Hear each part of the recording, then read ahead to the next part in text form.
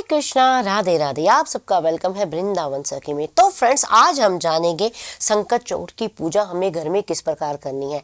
तो देखिए, सबसे पहले हमें लकड़ी का पटा बिछाना है या चौकी बिछानी है। उसके ऊपर हमें पीले रंग का वस्त्र बिछाना है और देखिए उसके ऊपर हम विराजमान करेंगे इस तरह से सिंहासन, जिसके अंदर हमने लाल रंग का वस्त्र इसमें बिछाया हुआ है और इसके अंदर हम विराजमान करेंगे अपने गणपति महाराज जी। तो हमने यहाँ गणपति जी को विराजमान कर दिया है। तो सबसे पहले हम जल का छींटा लगाएंगे, शुद्धिकरण करेंगे, गणपति महाराज जी को स्नान कराएंगे और चौकी का भी हम इस प्रकार शुद्धिकरण करेंगे। अगर आपके पास मार्बल की या पीतल के गणेश जी हैं तो आप उनको पंचामृत से स्नान भी करा सकते हैं, नहीं तो इस तरह से आप जो है शुद्धिकरण कर सकते हैं। तो अब हम गणेश जी को पहनाएंगे कलावा यानी जनेऊ।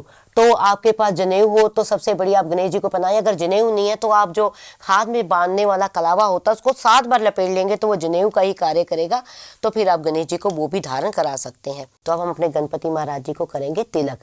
तो सबसे पहले हम गणेश जी के आगे जलाएंगे दीपक। तो दीपक को आसन देंगे। सबसे पहले हम थोड़े से तिल का और उसके अंदर दीपक को इस तरह से विराजमान करेंगे। तो दीपक आप देसी घी का भी जला सकते हैं, दीपक आप तिल के तेल का भी जला सकते हैं। तो अब दीपक का भी हम विधि पूर्वक जो है पूजन करेंगे। तो देखिए, सबसे पहले हम दीपक को तिलक करेंगे। अब दीपक पे भी हम इस तरह से पुष्प जो चढ़ाएंगे। अब हम गणेश जी महाराज जी को जो पुष्प बनेंगे, अगर देखिए गणेश जी को लाल रंग के पुष्प अति प्रिय है।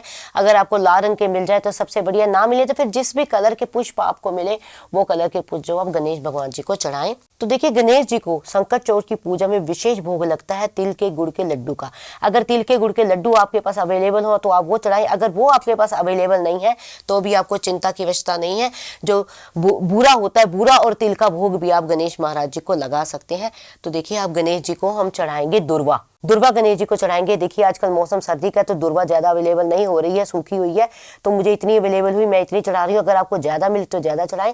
और उसके ऊपर आपने इस प्रकार जो है लाल रंग का कलावा बांधना है और गणेश भगवान को इस तरह से आपने उनको समर्पित करना है। अब गणेश जी को हम जो है दक्षिणा चढ़ाएंगे। जितना भी आपका सामर्थ्य हो उतनी दक्षिणा आप गणेश भगवान को चढ़ाएं। और जो भी ऋतुफल आपके पास हो वो ऋतुफल आप गणेश भगवान जी को भोग में दे। जो भी ऋतुफल अवेलेबल हो जाए वो भोग आप गणेश जी को दें।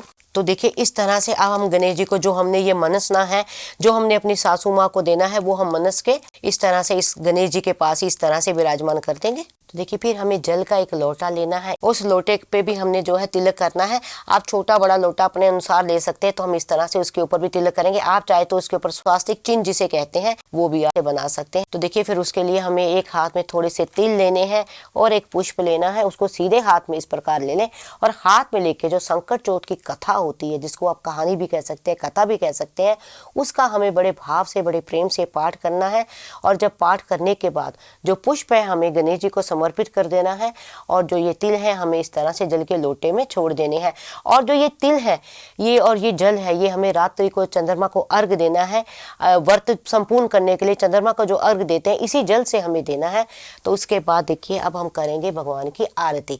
तो आरती इस तरह से हम भगवान की करेंगे, बड़े ही भाव से गणेश भगवान की आरती करेंगे हम इस तरह से। फिर आरती को हम इस प्रकार यहाँ रख देंगे। अंत में हाथ जोड़ के गणेश भगवान के आगे हम प्रार्थना करेंगे कि हमारी पूजा में कोई भी कमी या गलती रह गई हो तो हमें क्षमा करें, हमारी कमियों को माफ करें और हमारी पूजा को सफल करें। हमारी सभी मनोकामना को गणेश भगवान पूरा करें। और अगर आपको ये वीडियो अच्छी लगी हो तो वीडियो को लाइक शेयर सब्सक्राइब करना ना भूलें। हरे कृष्णा, राधे राधे।